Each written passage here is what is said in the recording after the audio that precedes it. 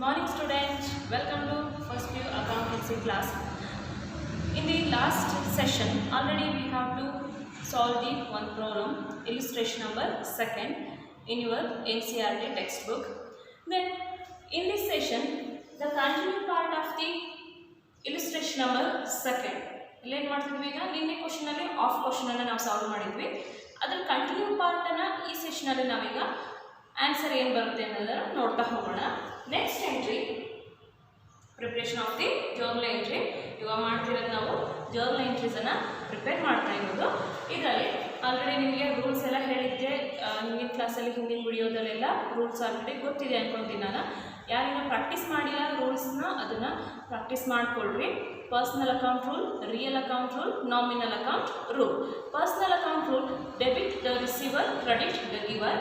Real account rule, debit what comes in and credit what goes out. And nominal account rule, debit all expenses or losses and credit all incomes and gains. Okay, then let us move on to the solve the question number 2nd. Next, remaining transactions, date April 10 2014, April 10. Purchased goods for rupees 20,000 on credit from Ritu. ಇಲ್ಲಿ ಏನು ಮಾಡಿದ್ದಾರೆ, Ritu ಇಂದ credit purchase ಅನ್ನು ಮಾಡ್ಕೊಂಡಿದ್ದಾರೆ. Purchased goods from Ritu on credit. ಕ್ರೆಡಿಟ್ಗೆ ಇಲ್ಲಿ goods ಅನ್ನು purchase ಮಾಡ್ಕೊಂಡಿದ್ದಾರೆ. ಸೊ ಈಗ ಎರಡು ಅಕೌಂಟ್ಸ್ ಅನ್ನು ನಾವು ಐಡೆಂಟಿಫೈ ಮಾಡಬೇಕಾಗುತ್ತೆ. First one purchases and second one Ritu. ಯಾವ ಕ್ವಶನ್ ಅಲ್ಲಿ ನಿಮಗೆ ಕ್ರೆಡಿಟ್ ಎಂಟ್ರೀಸ್ ಅಂತ ಕೊಟ್ಟಿರ್ತಾರೆ, ಯಾವ ಎಂಟ್ರೀಸಲ್ಲಿ ಕ್ರೆಡಿಟ್ ಟ್ರಾನ್ಸಾಕ್ಷನ್ಸ್ ಅಂತ ಬಂದಿರುತ್ತೆ ಅವಾಗ ಪರ್ಸನ್ ನೇಮನ್ನೇ ಮೆನ್ಷನ್ ಮಾಡಬೇಕು. ಇನ್ ಕೇಸ್ ಇಲ್ಲಿ ಕ್ಯಾಶ್ ಅಂತ ಬಂದಿದ್ದರೆ ಕ್ಯಾಶ್ ಅಂತ ಮೆನ್ಷನ್ ಮಾಡಬೇಕು. ಪರ್ಸನ್ ನೇಮನ್ನು ಮೆನ್ಷನ್ ಮಾಡೋವಂಥ ನೆಸೆಸರಿ ಇರಲ್ಲ. ಅವಾಗ ಇಲ್ಲಿ ಕ್ರೆಡಿಟ್ ಇದೆ, ಸೊ ಯಾರಿಂದ ತಗೊಂಡಿರೋದು, ಯಾರಿಗೆ ನಾನು ಅಮೌಂಟನ್ನು ಪೇ ಮಾಡಬೇಕು ಅಂತೇಳಿ ಗೊತ್ತಾಗಬೇಕು. ಹಾಗಾಗಿ ಪರ್ಸನ್ ನೇಮನ್ನು ಪರ್ಟಿಕ್ಯುಲರ್ ಆಗಿ ಎಂಟ್ರೀಸನ್ನು ಪಾಸ್ ಮಾಡಬೇಕು. ಇಲ್ಲಿ ಯಾವುದು ಡೆಬಿಟ್ ಆಗುತ್ತೆ, ಯಾವುದು ಕ್ರೆಡಿಟ್ ಆಗುತ್ತೆ ನೋಡೋಣ. Purchase goods for ₹20,000 on credit from Ritu. Rituನಿಂದ ಕ್ರೆಡಿಟ್ ಪರ್ಚೇಸನ್ನು ಮಾಡ್ಕೊಂಡಿದ್ದಾರೆ. ಸೊ ಪರ್ಚೇಸ್ ಗೂಡ್ಸ್ ಅಂತ ಹೇಳಿದಾಗ ಅಲ್ಲಿ ಗೂಡ್ಸ್ ಏನಾಯಿತು, ಬಿಸ್ನೆಸ್ಗೆ ಕಮ್ಸ್ ಇನ್ ಆಯಿತು. ಸೊ ಗೂಡ್ಸ್ ಕಮ್ಸ್ ಇನ್ ಇರೋದ್ರಿಂದ ಪರ್ಚೇಸ್ ಅನ್ನೋದು ಎಕ್ಸ್ಪೆನ್ಸಸ್ ಅಂತ ಇರೋದ್ರಿಂದ ಅದನ್ನೇನಾದರೂ ಟ್ರೀಟ್ ಮಾಡಬೇಕೀಗ nominal account rule and real account ಎರಡೂ ರೂಲಲ್ಲೂ ಬರುತ್ತೆ. ಈಗ ಗೂಡ್ಸ್ ಕಮ್ಸ್ ಇನ್ ಇರೋದ್ರಿಂದ real account rule debit what comes in, goods comes in ಆಗ್ತಿದೆ, ಸೊ ಡೆಬಿಟ್ ಆಗುತ್ತೆ. ಇನ್ನು ಎಕ್ಸ್ಪೆನ್ಸಲ್ಲಿ ನೋಡೋದಾದರೆ debit all expenses R losses ಇದೆ ನಾಮಿನಲ್ ಅಕೌಂಟ್ ರೂಲಲ್ಲಿ. ಸೊ ಹಾಗಾಗಿ ಪರ್ಚೇಸ್ ಏನಾಗುತ್ತಲ್ಲಿ ಡೆಬಿಟ್ ಎಂಟ್ರಿ ಆಗುತ್ತೆ. So first entry purchases account debit and second entry Ritu person ನೇಮನ್ನು ತಗೊಳ್ತೀವಿ. ಸೊ ಪರ್ಸನ್ ನೇಮನ್ನು ತಗೊಳ್ತಾ ಇರೋದ್ರಿಂದ ಅಲ್ಲಿ ಪರ್ಸನಲ್ ಅಕೌಂಟ್ ರೂಲನ್ನು ಅಪ್ಲೈ ಮಾಡಬೇಕು. ಪರ್ಸನಲ್ ಅಕೌಂಟ್ ರೂಲ್ ಏನಂತ ಹೇಳುತ್ತೆ, debit the receiver, credit the ಗಿವರ್. ಇಲ್ಲಿ Rituನಿಂದ ತಗೊಳ್ತಾ ಇರೋದ್ರಿಂದ Ritu ಏನಾಗ್ತಾರೆ, ಗಿವರ್ ಆಗ್ತಾರೆ. ಸೊ Ritu ಅಕೌಂಟ್ ಕ್ರೆಡಿಟ್ ಆಗುತ್ತೆ. ಸೊ ಈಗ ಜರ್ನಲ್ ಎಂಟ್ರೀಸನ್ನು ಕಾಲಮಲ್ಲಿ ನಾವು ಫಾರ್ಮೆಟಲ್ಲಿ ನಾವು ಪಾಸ್ ಮಾಡಬೇಕು. So journal entry format, first column date, second column particular column, third column LF means ledger folio column, fourth column debit amount in rupees and last column credit amount in rupees column. First date 2014,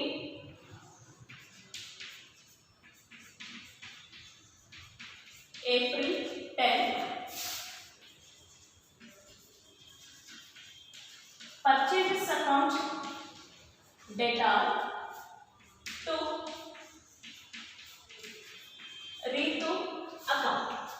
Purchase account data to Ritu account. So purchase is a expenditure entry. So applying the nominal account rule, debit all expenses or losses. So purchase debit ಇದೆ.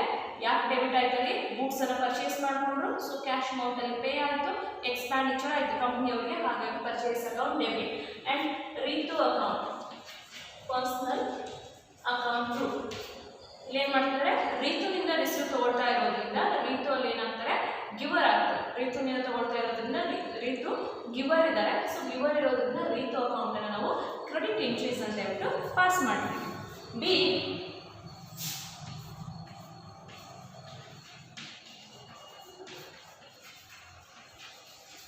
purchased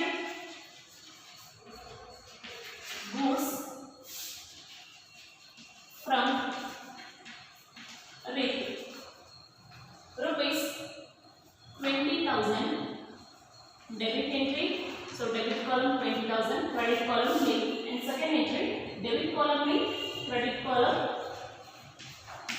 20,000. So first entry ಆದ ತಕ್ಷಣ double line ಅನ್ನು ಹಾಕಿಬಿಟ್ಟು account ಅನ್ನು end ಮಾಡ್ತೀವಿ.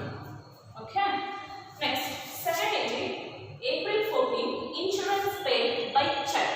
ಇದರಲ್ಲಿ ಕೂಡ ಎರಡು ಎಂಟ್ರೀಸ್ ಅನ್ನ ಐಡೆಂಟಿಫೈ ಮಾಡಬೇಕು. ಇಲ್ಲಿ ಪೇಡ್ ಅಂತ ಇದೆ. ಸೊ ಏನನ್ನ ನಾವು ಪೇಡ್ ಮಾಡ್ತಿದ್ದೀವಿ? ಇನ್ಶೂರೆನ್ಸ್ ಅನ್ನ ಪೇಡ್ ಮಾಡ್ತೀವಿ. ಸೊ ಇನ್ಶೂರೆನ್ಸ್ ಅನ್ನ ಯಾವುದರಲ್ಲಿ ಕೊಡ್ತಾ ಇದೀವಿ? For example cheque or cash ಅಂತ ನೋಡಿದಾಗ ಇದರಲ್ಲಿ ಕೊಡ್ತಾ ಇದ್ದೀವಿ ನಾವು ಚೆಕ್ ಅಂತ ಇದೆ. ಓಕೆ, ಎರಡು ಅಕೌಂಟ್ ಅನ್ನ ಐಡೆಂಟಿಫೈ ಮಾಡ್ತಿದ್ದೀವಿ. ಸೊ ಇನ್ಶೂರೆನ್ಸ್ ಪೇಡ್ ಅಂದ್ರೆ expenses R losses. So expenses R losses ಅಂತ ಇರೋದ್ರಿಂದ ನಾಮಿನಲ್ ಅಕೌಂಟ್ ರೂಲ್ ಅನ್ನು ನಾವಲ್ಲಿ ಅಪ್ಲೈ ಮಾಡಬೇಕು. ಸೊ ಇನ್ಶೂರೆನ್ಸ್ ಪೇಡ್ ಇದೆ, insurance account debit all expenses R losses nominal account rule ಅಲ್ಲಿ ಬರುತ್ತೆ. ಸೊ ಹಾಗಾಗಿ ಇನ್ಶೂರೆನ್ಸ್ ಅನ್ನ ಡೆಬಿಟ್ ಅಂತ ಹೇಳಿ ಟ್ರೀಟ್ ಮಾಡ್ತೀವಿ. ಅಂಡ್ ಪೇಡ್ ಬೈ ಚೆಕ್ ಅಂತ ಇದೆ. ಚೆಕ್ ಅಂದ್ರೆ ಅದು ಯಾವುದಕ್ಕೆ ರಿಲೇಟೆಡ್ ಇರುತ್ತೆ? ಬ್ಯಾಂಕಿಗೆ ರಿಲೇಟೆಡ್ ಇರುತ್ತೆ. ಸೊ ಇನ್ಶೂರೆನ್ಸ್ ಪೇಡ್ ಬೈ ಚೆಕ್ಕಿಂದ ನಾನು ಕೊಡ್ತಾ ಇದ್ದೀವಿ. ಸೊ ಚೆಕ್ಕಿಂದ ಕೊಡ್ತಾ ಇದ್ದೀನಿ ಅಂದರೆ ಬ್ಯಾಂಕಿಂದ ಏನು ಮಾಡಬೇಕು? ನಾವು ಅಮೌಂಟನ್ನು ಪೇ ಮಾಡಬೇಕು. ಸೊ ಬ್ಯಾಂಕರ್ ಏನಾಗ್ತಾರಲ್ಲಿ ಗಿವರ್ ಆಗ್ತಾರೆ. ಸೊ ಬ್ಯಾಂಕರ್ ಗಿವರ್ ಆಗೋದ್ರಿಂದ bank account credit personal account ರೂಲನ್ನು ನಾವು ಅಲ್ಲಿಗೆ ಅಪ್ಲೈ ಮಾಡ್ತೀವಿ. Credit the giver. So banker is the giver. Date 14 April 14. Insurance account data to bank account being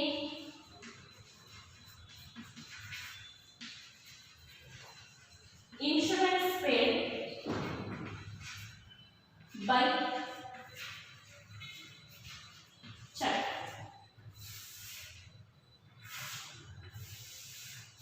Insurance is taken under nominal account rule and bank is a personal account rule. Rupees 6,000. First debit entry entered into the debit column, then credit column nil, and second entry bank account credit entry there. So debit column nil, credit column 6,000. Okay. Then next entry April 18 paid rent rupees 2,000. ಇಲ್ಲಿ same ನೋಡಿ ಬನ್ನಿ, ಇಲ್ಲಿ insurance paid ಇದೆ, ಇದರಲ್ಲಿ rent paid ಇದೆ. So rent paid ಇದೆ ಅಂದರೆ rent ಕೂಡ ಏನಾಗುತ್ತೆ? ನಾಮಿನಲ್ ಅಕೌಂಟ್ ಅಂಡರಲ್ಲೇ ಬರುತ್ತೆ. Debit all expenses R losses rules ಅನ್ನು ನಾವು ಅಪ್ಲೈ ಮಾಡಬೇಕಾಗುತ್ತೆ. ಸೊ ರೆಂಟನ್ನು ಪೇಡ್ ಮಾಡ್ತಾ ಇರೋದ್ರಿಂದ ರೆಂಟ್ ಅಕೌಂಟ್ ಡೆಬಿಟ್. ಸೊ ಅದನ್ನು ಯಾವುದರಲ್ಲಿ ಪೇ ಮಾಡ್ತಿದ್ದೀವಿ? By cheque or for cash, ಎರಡನ್ನು ನೋಡಬೇಕಾಗುತ್ತೆ. ಸೊ ಆ ಟ್ರಾನ್ಸಾಕ್ಷನಲ್ಲಿ ಅವರು ಕ್ಯಾಶ್ ಚೆಕ್ ಅಂತ ಮೆನ್ಷನ್ ಮಾಡಿಲ್ಲ. ಸೊ ಎರಡೂ ಮೆನ್ಷನ್ ಮಾಡಿಲ್ಲ ಅಂದರೆ ನಾವು ಅದನ್ನು ಏನಂತ ಟ್ರೀಟ್ ಮಾಡಬೇಕು? ಕ್ಯಾಶ್ ಅಂತ ಹೇಳ್ಬಿಟ್ಟು ಟ್ರೀಟ್ ಮಾಡಬೇಕು. ಸೊ ಕ್ಯಾಶಲ್ಲಿ ಏನಾಯಿತು? ಬಿಸ್ನೆಸ್ಸಿಂದ ಗೋಸ್ ಔಟ್ ಆಯಿತು. ಸೊ ಕ್ಯಾಶ್ ಅಂದರೆ ಯಾವ ಅಕೌಂಟಲ್ಲಿ ಬರುತ್ತೆ? ರಿಯಲ್ ಅಕೌಂಟ್ ಅಂಡರಲ್ಲಿ ಬರುತ್ತೆ. ಸೊ ಕ್ಯಾಶ್ ಗೋಸ್ ಔಟ್ ಆಗೋದ್ರಿಂದ cash entry credit. April 18 rent account data rent is taken under nominal account rule. 2 cash account, it is taken under real account rule. Rupees 2,000. First entry debit column 2,000 and credit entry 2,000. Being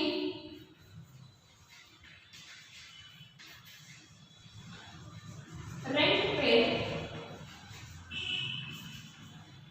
for cash.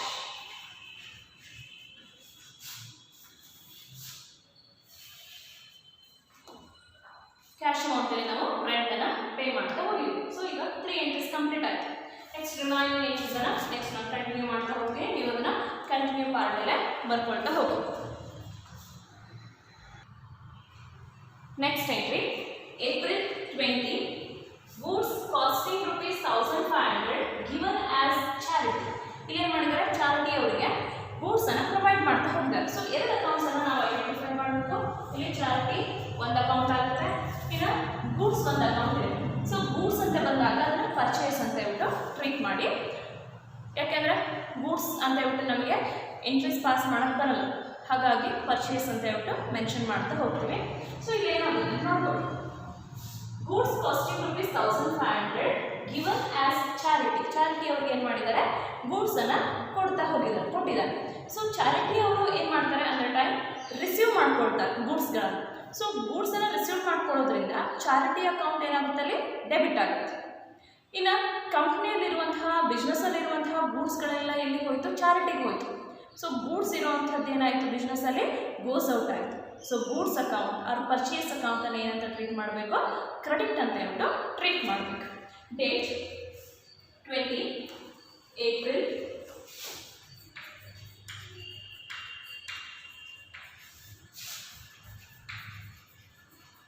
Charity account data to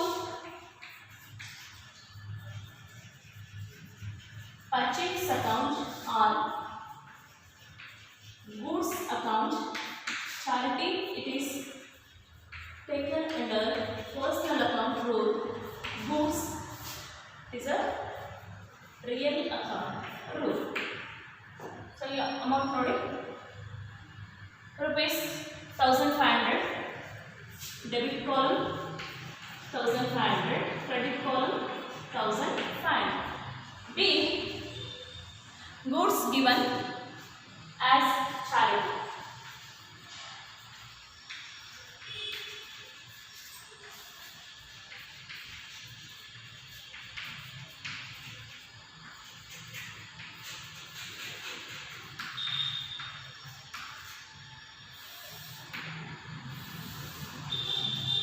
double ಲೈನನ್ನು ಹಾಕ್ಬಿಟ್ಟು ಅಕೌಂಟನ್ನು close ಮಾಡಿ ಆಯಿತು.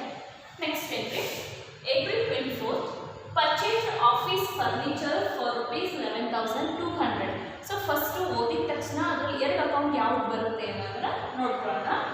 Purchase office furniture, ಈಗ purchase ಅಂತ ಇದೆ, ಬೇರೆ ಅಕೌಂಟಲ್ಲಿ ನಾವು ಗೂಡ್ಸ್ ಪರ್ಚೇಸ್ ಅಂತ ಇದ್ದಾಗ ಪರ್ಚೇಸ್ ಅಂತಲೇ ಮೆನ್ಷನ್ ಮಾಡಬೇಕು.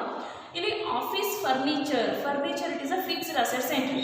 ಸೊ ಪರ್ಟಿಕ್ಯುಲರ್ ಫಿಕ್ಸ್ಡ್ ಅಸೆಟ್ಸ್ ನೇಮನ್ನೇ ಕೊಟ್ಟಾಗ ಫರ್ನಿಚರ್, ಮಷಿನರಿ, ಲ್ಯಾಂಡ್, ಬಿಲ್ಡಿಂಗ್ ಈ ರೀತಿ ಪರ್ಟಿಕ್ಯುಲರ್ ಆಗಿ ಅದನ್ನೇ ನೇಮನ್ನು ಅಲ್ಲಿ ರೆಕಗ್ನೈಸ್ ಮಾಡಿ ಕೊಟ್ಟಾಗ ಏನು ಮಾಡಬೇಕು, ನಾವು ಪರ್ಚೇಸ್ ಬದಲಾಗಿ ಫರ್ನಿಚರ್ ಅಂತಲೇ ಯೂಸ್ ಮಾಡಬೇಕು. ಸೊ ಫಿಕ್ಸ್ಡ್ ಅಸೆಟ್ಸ್ ನೇಮನ್ನೇ ಯೂಸ್ ಮಾಡಬೇಕು. So first entry office furniture, purchased office furniture for ₹11,200. So 11,200 by check or for cash ಅಂತ ಏನು ಮೆನ್ಷನ್ ಮಾಡಿಲ್ಲ. ಸೊ ಅಲ್ಲಿ ಏನು ಮೆನ್ಷನ್ ಮಾಡಿಲ್ಲ ಅಂದರೆ ನಾವೇನಂತ ಐಡೆಂಟಿಫೈ ಮಾಡ್ಕೊಳ್ತೀವಿ, ಅಂಡರ್ಸ್ಟ್ಯಾಂಡ್ ಏನಂತ ತೊಗೋಬೇಕಲ್ಲಿ, ಕ್ಯಾಶ್ ಅಂತ ಹೇಳ್ಬಿಟ್ಟು ತೊಗೊಳ್ತೀವಿ. ಸೊ ಒಂದು ಎಂಟ್ರಿ ಫರ್ನಿಚರ್ ಆಯಿತು, ಇನ್ನೊಂದು ಎಂಟ್ರಿ ಕ್ಯಾಶ್ ಅಂತ ಆಯಿತು. Furniture cash. ಸೊ ಈ ಫರ್ನಿಚರ್ ಯಾವ ಅಕೌಂಟ್ ಅಂಡರಲ್ಲಿ ಬರುತ್ತೆ, ಕ್ಯಾಶ್ ಅನ್ನೋದು ಯಾವ ಅಕೌಂಟ್ ಅಂಡರ್ಗೆ ರೂಲ್ ಅಪ್ಲೈ ಆಗುತ್ತೆ ಅನ್ನೋದನ್ನ ನೋಡಿ. ಈಗ furniture fixed assets, cash it is also fixed assets. So both are recording under the applying on real account rule. ಎರಡೂ ಕೂಡ ಏನಾಗುತ್ತೆ, ಅಲ್ಲಿ ರಿಯಲ್ ಅಕೌಂಟ್ ರೂಲನ್ನೇ ಅಪ್ಲೈ ಮಾಡ್ಕೊಳ್ಳಿ. ಸೊ ರಿಯಲ್ ಅಕೌಂಟ್ ರೂಲ್ ಏನು ಹೇಳುತ್ತೆ, debit what comes in purchase of office furniture. So office ಫರ್ನಿಚರ್ನ purchase ಮಾಡ್ಕೊಂಡಿದ್ದಾರೆ. ಸೊ ಫರ್ನಿಚರ್ ಏನಾಯ್ತು, ಬಿಸ್ನೆಸ್ಗೆ ಕಮ್ಸ್ ಇನ್ ಆಯಿತು. ಸೊ ಫರ್ನಿಚರ್ ಕಮ್ಸ್ ಇನ್ ಇರೋದ್ರಿಂದ ಫರ್ನಿಚರ್ ಅಕೌಂಟನ್ನು ಏನಂತ ಟ್ರೀಟ್ ಮಾಡ್ತೀವಿ, ಈಗ ಡೆಬಿಟ್ ಅಂತ ಹೇಳ್ಬಿಟ್ಟು ಟ್ರೀಟ್ ಮಾಡಬೇಕು. ಸೊ ಫರ್ನಿಚರ್ ಕಮ್ಸ್ ಇನ್ ಆಗಿರೋದ್ರಿಂದ ಅದಕ್ಕೆ ರಿಲೇಟೆಡ್ ಆಗಿ ನಮ್ಮ ಕ್ಯಾಶ್ ಅಮೌಂಟನ್ನು ಏನು ಮಾಡಬೇಕು, ಈಗ ಬಿಸ್ನೆಸ್ಸಿಂದ ಪೇ ಮಾಡಬೇಕು. ಸೊ ಕ್ಯಾಶ್ ಏನಾಯ್ತಲ್ಲಿ ಬಿಸ್ನೆಸ್ಸಿಂದ ಗೋಸ್ ಔಟ್ ಆಯಿತು, ಪೇ ಆಯಿತು. ಸೊ ಪೇ ಆಗಿರೋದ್ರಿಂದ ಕ್ಯಾಶ್ ಏನಂತ ಆಗುತ್ತಲ್ಲಿ ಕ್ರೆಡಿಟ್ ಅಂತ ಹೇಳ್ಬಿಟ್ಟು ಎಂಟ್ರೀಸನ್ನು ತಗೊಳುತ್ತೆ. ಸೊ ಎಂಟ್ರಿ ಜರ್ನಲ್ ಎಂಟ್ರಿ ಏನಂತ ಬರುತ್ತಲ್ಲಿ, furniture account debtor to cash account. Date 24th April 24th. Office furniture account debtor to cash account. Both are taken under real account rules. ಎರಡು ಕೂಡ real account ಅಂಡರಲ್ಲೇ ಬರುತ್ತೆ. Amount 11,200.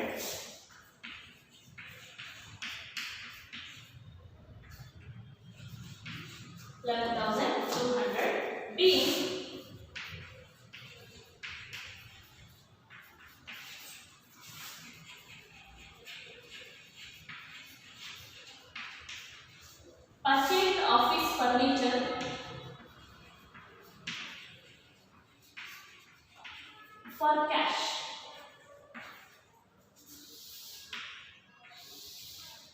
Purchase office furniture for cash. Then next entry, date 29. Cash withdrawn for household purposes. Household purposes means it is a personal use.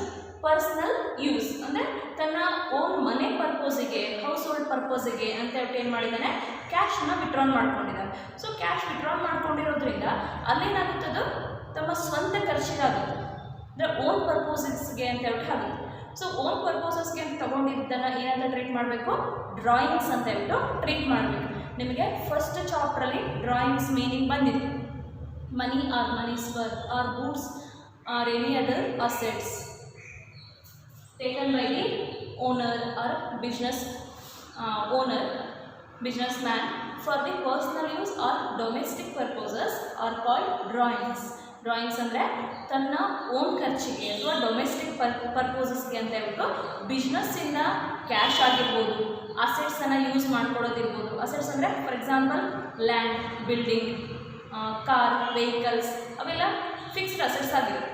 ಅಂಥದ್ದನ್ನೆಲ್ಲ use ಮಾಡಿಕೊಂಡ್ರೆ ಅದನ್ನ ಏನಂತ treat ಮಾಡಬೇಕು, drawings ಅಂತ ಹೇಳ್ಬಿಟ್ಟು ಟ್ರೀಟ್ ಮಾಡಬೇಕು. ಸೊ ಹಾಗಾಗಿ ಇಲ್ಲಿ ವಿಡ್ರಾನ್ ಮಾಡ್ಕೊಂಡಿರೋದು ಏನಕ್ಕೆ, ಹೌಸ್ ಹೋಲ್ಡ್ ಪರ್ಪೋಸಸ್ ಇದೆ. ಹೌಸ್ ಹೋಲ್ಡ್ ಅಂದರೆ ತನ್ನ ಮನೆ ಖರ್ಚಿಗೆ ಅಂತ ಹೇಳ್ಬಿಟ್ಟು ತೊಗೊಂಡಿರುವಂಥ ಪರ್ಪೋಸಸ್ ಇದೆ. ಸೊ ಹಾಗಾಗಿ ಅದನ್ನು ಏನಂತ ಕರೀತಾರೆ, ಪರ್ಸ್ನಲ್ ಯೂಸ್ ಅಂತ ಹೇಳ್ಬಿಟ್ಟು ಹೇಳ್ತೀವಿ. ಸೊ ಪರ್ಸ್ನಲ್ ಯೂಸ್ ಅಂತ ಇರೋದ್ರಿಂದ ಅದನ್ನು ಡ್ರಾಯಿಂಗ್ಸ್ ಅಂತ ಹೇಳ್ಬಿಟ್ಟು ಟ್ರೀಟ್ ಮಾಡ್ತೀವಿ. ಸೊ ಇಲ್ಲಿ ನೋಡಿ, cash withdrawn for household purposes. So household purposes ಅಂತ ಇದೆ, ಇದನ್ನು ಡ್ರಾಯಿಂಗ್ಸ್ ಅಂತ ಹೇಳ್ಬಿಟ್ಟು ಟ್ರೀಟ್ ಮಾಡ್ತೀವಿ. ಡ್ರಾಯಿಂಗ್ಸ್ ಯಾರು ತೊಗೊಳ್ತಾರೆ ಡ್ರಾಯಿಂಗ್ಸನ್ನು, ಅಲ್ಲಿ ವರ್ಕ್ ಮಾಡುವಂತಹ ಸೂರಜ್ ಮಾರ್ಟಲ್ಲಿರುವಂತಹ ಯಾರಿದ್ದಾರೆ ಮ್ಯಾನೇಜರ್ ಇದ್ದಾರೆ, ಅವರು ಯೂಸ್ ಮಾಡ್ಕೊಳ್ತಾರೆ. ಸೊ ಮ್ಯಾನೇಜರ್ ಇರೋದ್ರಿಂದ ಈ ಡ್ರಾಯಿಂಗ್ಸ್ ಅಕೌಂಟ್ ಎಲ್ಲಿ ಬರುತ್ತೆ, ಪರ್ಸ್ನಲ್ ಅಕೌಂಟ್ ಅಂಡರಲ್ಲಿ ಬರುತ್ತೆ. ಸೊ ಪರ್ಸ್ನಲ್ ಅಕೌಂಟ್ ಅಂಡರಲ್ಲಿ ಅವ್ರು ಏನು ಮಾಡ್ತಾರೆ, ಅಲ್ಲಿ ಇರುವಂತಹ ಕ್ಯಾಶ್ ಅಮೌಂಟನ್ನು ರಿಸೀವ್ ಮಾಡ್ಕೊಳ್ತಾರೆ ತನ್ನ ಓನ್ ಪರ್ಪೋಸಸ್ಗೆ ಅಂತ ಹೇಳಿ. ಸೊ ಹಾಗಾಗಿ ಏನಾಗುತ್ತೆ, ಡ್ರಾಯಿಂಗ್ಸ್ ಅನ್ನೋದು ಡೆಬಿಟ್ ಅಕೌಂಟ್ ಆಗುತ್ತೆ. ಸೊ ಅವಾಗ ಏನಾಗುತ್ತೆ, ಅವ್ನು ರಿಸೀವ್ ಮಾಡಿಕೊಂಡಾಗ ಕ್ಯಾಶ್ ಏನಾಗುತ್ತೆ, ಬಿಸ್ನೆಸ್ಸಿಂದ ಗೋಸ್ ಔಟ್ ಆಗುತ್ತೆ.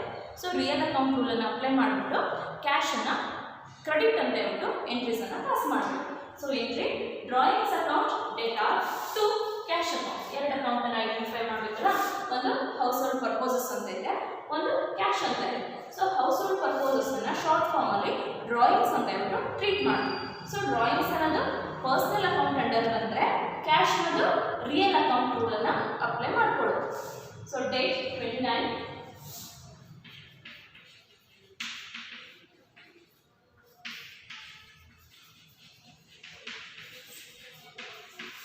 Drawings account data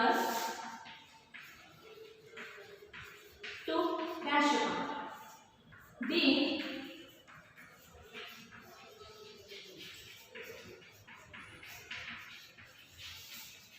Cash withdrawn for personal use. So household purposes ಅಂದರೆ ಅದು ಪರ್ಸ್ನಲ್ ಯೂಸ್ ಆಗಿದೆ. ಸೊ ಪರ್ಸ್ನಲ್ ಯೂಸನ್ನು ಡ್ರಾಯಿಂಗ್ಸ್ ಅಂತ ಹೇಳ್ಬಿಟ್ಟು ಟ್ರೀಟ್ ಮಾಡ್ತೀವಿ. So drawings account personal account ಅಂಡರಲ್ಲಿ ಬರುತ್ತೆ. ಸೊ ಹಾಗಾಗಿ ಇದಕ್ಕೆ ಪರ್ಸ್ನಲ್ ಅಕೌಂಟ್ ರೂಲನ್ನು ಅಪ್ಲೈ ಮಾಡ್ತೀವಿ. ಸೊ ಕ್ಯಾಶ್ ಇದು ರಿಯಲ್ ಅಕೌಂಟ್ ಅಂಡರಲ್ಲಿ ಬರುತ್ತೆ. ಸೊ ರಿಯಲ್ ಅಕೌಂಟ್ ರೂಲನ್ನು ಅಪ್ಲೈ ಮಾಡಿದ್ವಿ. ಅಲ್ಲೇನಾಯಿತು, ಕ್ಯಾಶ್ ಗೋಸ್ ಔಟ್ ಆಯಿತು. ಅವ್ರು ವಿಡ್ರಾನ್ ಮಾಡ್ಕೊಂಡಿದ್ದ ತಕ್ಷಣ ಬಿಸ್ನೆಸ್ಸಲ್ಲಿ 1 lakh ಅಮೌಂಟ್ ಇದೆ, ಅದರಲ್ಲಿ ಒಂದು 10,000 ವಿಡ್ರಾನ್ ಮಾಡ್ಕೊಂಡ, ರಿಸೀವ್ ಮಾಡ್ಕೊಂಡ. ಅವಾಗ ಏನಾಗುತ್ತೆ, ಬ್ಯಾಂಕಲ್ಲಿರುವಂಥದ್ದು ಬಿಸ್ನೆಸ್ಸಲ್ಲಿರುವಂತಹ 1 lakh ಅಮೌಂಟಲ್ಲಿ 10,000 ವಿಡ್ರಾನ್ ಆಯಿತು, ಇನ್ನು ರಿಮೈನಿಂಗ್ 90,000 ಉಳಿತು. ಸೊ ಅಲ್ಲೇನಾಯಿತು, ಕ್ಯಾಶ್ ಅಮೌಂಟ್ ಡಿಕ್ರೀಸ್ ಆಯಿತು. ಸೊ ಕ್ಯಾಶ್ ಅಮೌಂಟ್ ಡಿಕ್ರೀಸ್ ಆದರೆ ಕ್ಯಾಶ್ ಗೋಸ್ ಔಟ್ ಆಯಿತು. ಸೊ ಗೋಸ್ ಔಟ್ ಆಗಿರೋದ್ರಿಂದ ಕ್ಯಾಶನ್ನಲ್ಲಿ ಕ್ರೆಡಿಟ್ ಅಂತ ಹೇಳ್ಬಿಟ್ಟು ಟ್ರೀಟ್ ಮಾಡಬೇಕು. Next entry ₹5,000.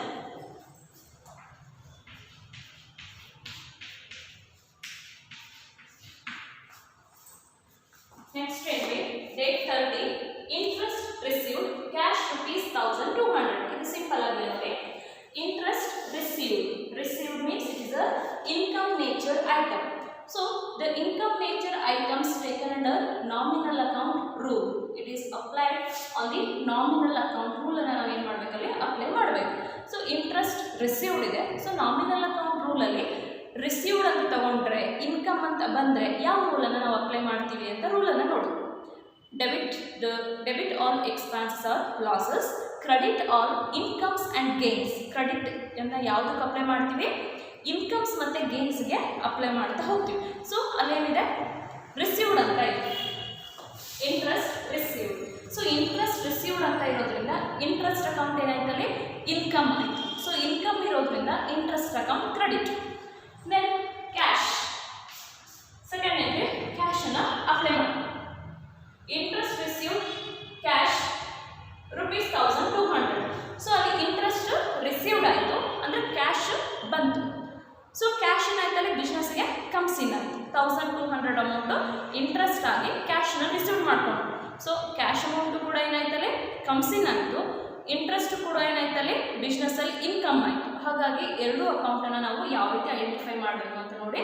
So first one cash account, cash comes in to the business, comes in ಆಯಿತು. So cash account debit. Then interest received, it is a income or gain nature item, so it is treated as credit entry. Cash account data to interest received account. Date 30 April.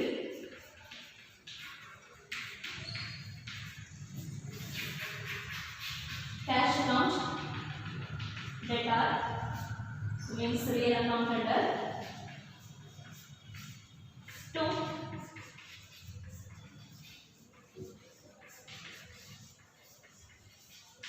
interest received account. Interest received is applied in the nominal account rule. Being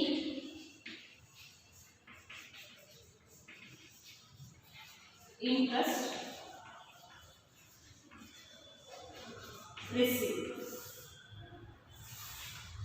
Interest received for pay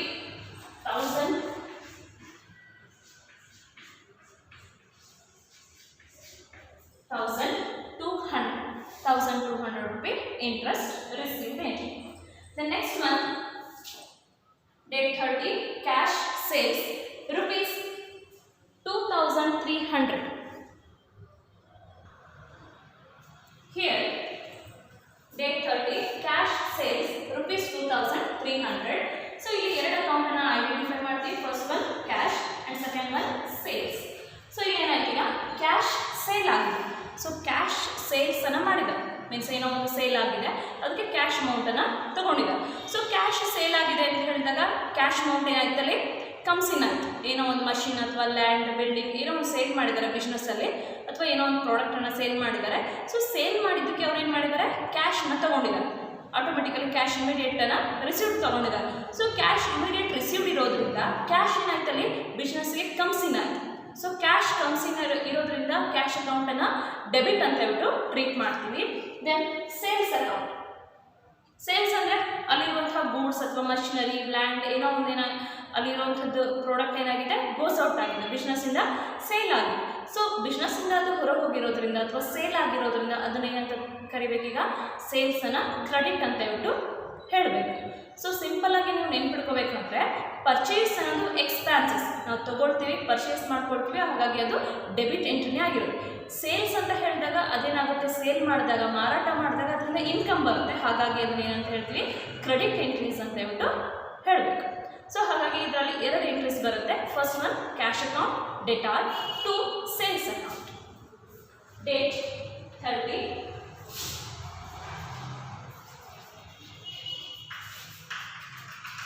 cash account debtor is taken under real account. 2 sales account being cash sales. Cash sales rupees 2,300.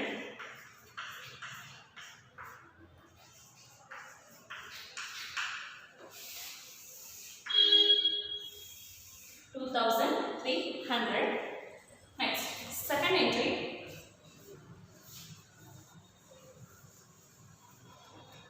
Next entry, commission paid rupees 3,000 by check. So ಇಲ್ಲಿ first commission paid ಅಂತ ಇದೆ. So paid ಅಂದ್ರೆ expenses ಆಗುತ್ತೆ. Expense ಇರೋದು nominal account ರೂಲನ್ನು ತಗೊಳ್ಳೋದು. Commission paid. So paid ಅಂದರೆ payment or expenditure or losses entry. So it is recognised under the nominal account rule. Nominal account rule ಅಂಡರಲ್ಲಿ ಅದನ್ನು ನಾವು ಅಪ್ಲೈ ಮಾಡಬೇಕು. ಸೊ ಕಮಿಷನ್ ಪೇಡ್ ಇದೆ. ಸೊ ಕಮಿಷನ್ ಅಕೌಂಟು ಎಕ್ಸ್ಪೆನ್ಸಸ್ ಇದೆ. So commission account debit. So ಕಮಿಷನನ್ನು ಯಾವುದರಲ್ಲಿ ತೊಗೊಂಡಿದ್ದೀವಿ ಅಥವಾ ಯಾವುದರಲ್ಲಿ ಕೊಟ್ಟಿದ್ದೀವಿ ಅಂತ ನೋಡಿ. Commission paid by cheque. ಚೆಕ್ಕಲ್ಲಿ ಏನು ಮಾಡಿದ್ರೆ ಕಮಿಷನನ್ನು ಪೇಡ್ ಮಾಡಿದ್ವಿ. ಸೊ ಚೆಕ್ಕಲ್ಲಿ ಅಂತ ಹೇಳಿದಾಗ ಚೆಕ್ಕನ್ನು ಏನಂತ ಟ್ರೀಟ್ ಮಾಡ್ತೀವಿ, ಬ್ಯಾಂಕ್ ಅಂತ ಹೇಳ್ಬಿಟ್ಟು ಟ್ರೀಟ್ ಮಾಡ್ತೀವಿ. ಸೊ ಬ್ಯಾಂಕ್ ಅಂದರೆ ಏನಾಗುತ್ತೆ, ಬ್ಯಾಂಕಿಂದ ಕಮಿಷನ್ಗೆ ಅಂತ ಹೇಳ್ಬಿಟ್ಟು ಅಮೌಂಟ್ ಎಷ್ಟಾಗಿದೆ, ಅಮೌಂಟ್ 3000 ಪೇಡ್ ಆಗಿದೆ. ಸೊ ಬ್ಯಾಂಕರ್ ಏನಾಯ್ತಲ್ಲಿ 3000 ಗಿವರ್ ಮಾಡಿದ್ರು. ಸೊ ಬ್ಯಾಂಕ್ 3000 ಗಿವರ್ ಇರೋದ್ರಿಂದ ಬ್ಯಾಂಕ್ ಅಕೌಂಟನ್ನು ಕ್ರೆಡಿಟ್ ಅಂತ ಹೇಳ್ಬಿಟ್ಟು ಟ್ರೀಟ್ ಮಾಡಬೇಕು. ಕಮಿಷನ್ ಪೇಡ್ ಇದೆ. So paid entry debit. And cheque paid ಇದೆ. ಸೊ ಚೆಕ್ಕನ್ನು ಬ್ಯಾಂಕ್ ಅವರು ಪೇ ಮಾಡ್ತಾ ಇರೋದ್ರಿಂದ ಬ್ಯಾಂಕ್ ಏನಾಯ್ತಲ್ಲಿ ಗಿವರ್ ಆಯಿತು. So bank account credit. Commission paid account debtor April 30.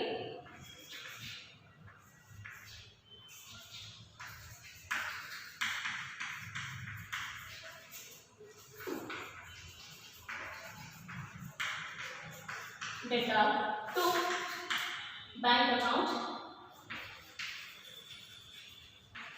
Commission paid nominal account under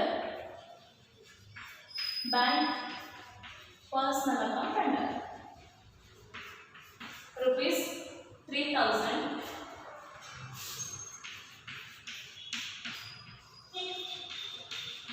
being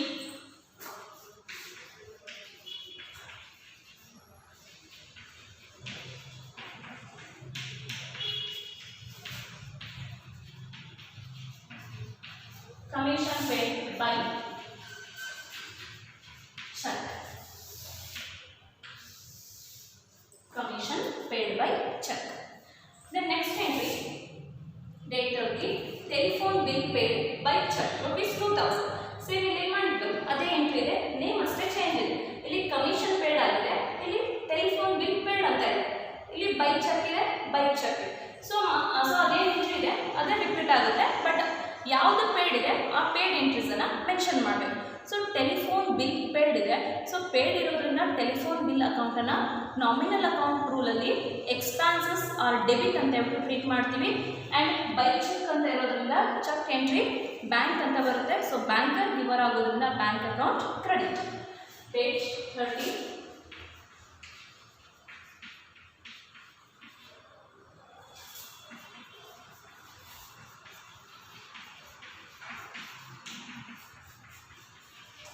Telephone bill paid account data is taken under nominal account rule. To bank account, it is a personal account rule. Being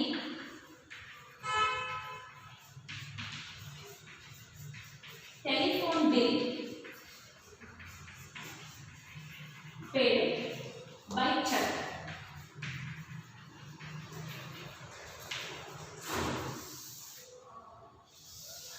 Telephone bill paid by check rupees 2000. Debit entry 2000 and credit entry 2000. Telephone bill entry and check entry. Then last entry April 30. Payment of salaries in cash rupees 12,000. ಇಲ್ಲೇನಿದೆ payment of salaries, ಸ್ಯಾಲರಿಯನ್ನು payment ಮಾಡಿದ್ದಾರೆ. So payment ಇರೋದ್ರಿಂದ salary account ಏನಾಯ್ತಲ್ಲಿ expenditure or expenses entry ಆಗಿದೆ. So it is also nominal account ರೂಲಲ್ಲೇ ಬರೋದ್ರಿಂದ salary account expenditure entry debit, salary debit. And in cash ಅಂತ ಇದೆ. ಸೊ ಕ್ಯಾಶಲ್ಲಿ ಪೇ ಆಗ್ತಾ ಇರೋದ್ರಿಂದ ಕ್ಯಾಶ್ ಏನಾಯ್ತಲ್ಲಿ ಬಿಸ್ನೆಸ್ಸಿಂದ ಗೋಸ್ ಔಟ್ ಆಗಿದೆ. So cash account credit. April 30.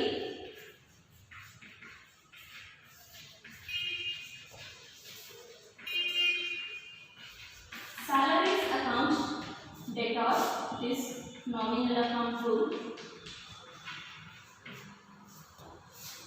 To cash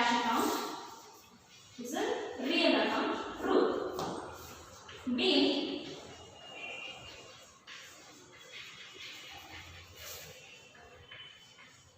salaries paid in cash.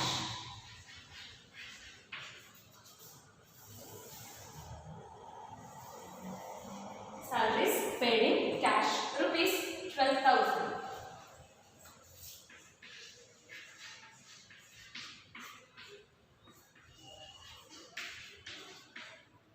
And total amount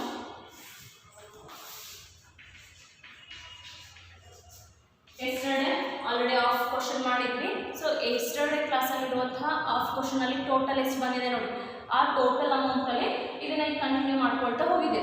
so ಎಲ್ಲ ಕ್ವಶನ್ ಅಲ್ಲಿ ಬಂದಿರುವಂತಹ ಅಮೌಂಟ್ ಅನ್ನ ಈಗ ಟೋಟಲ್ ಮಾಡಿದ್ವಿ. Total debit and total credit. ಈಗ ಬೋತ್ ಕಾಲಮ್ ಅನ್ನ ಟೋಟಲ್ ಮಾಡಿಬಿಟ್ಟು ಟೋಟಲ್ ಆನ್ಸರ್ 3,49,400.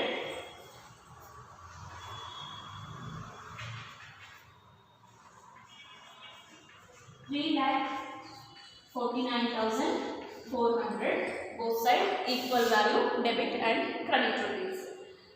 ನಾವು ಇವತ್ತು ಮಾಡಿರೋ ಕ್ವಶನ್ ಅಷ್ಟೇ ಟೋಟಲ್ ಮಾಡಿದ್ರೆ ಕಡಿಮೆ ಬರುತ್ತೆ. ನಾವು ಮಾಡ್ತಿರೋದು ಎಸ್ಟರ್ಡೇ ಕ್ಲಾಸಲ್ಲಿ ಆಫ್ ಕ್ವಶನ್ ಆಗಿತ್ತು, ಇವತ್ತಿನ ಕ್ಲಾಸಲ್ಲಿ ಆಫ್ ಕ್ವಶನ್ ಆಗಿದೆ.